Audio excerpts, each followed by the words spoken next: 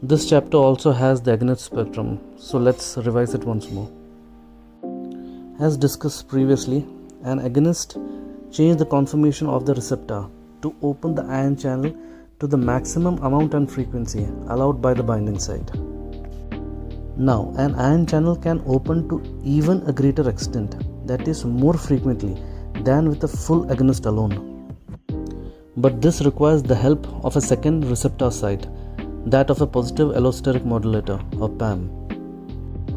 As we previously studied, antagonists stabilize the receptor in the resting state, which is the same as the state of the receptor in the absence of agonist.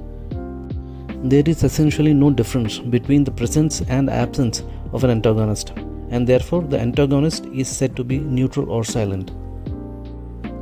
Now, the resting state is not a fully closed ion channel, so there is some degree of ion flow through the channel even in the absence of an agonist or even in the presence of an antagonist. And this is called the constitutive activity. Antagonists of ion channel link receptors reverses the action of agonists and bring the receptor conformation back to the resting baseline state, but do not block any constitutive activity. Now, a partial agonist produces a change in the receptor conformation such that the ion channel opens to a greater extent and more frequently than it is in its resting state, but less than in the presence of a full agonist. On the other extreme, the inverse agonist produces a conformational change in these receptors that first closes the channel and then stabilizes it in this inactive form.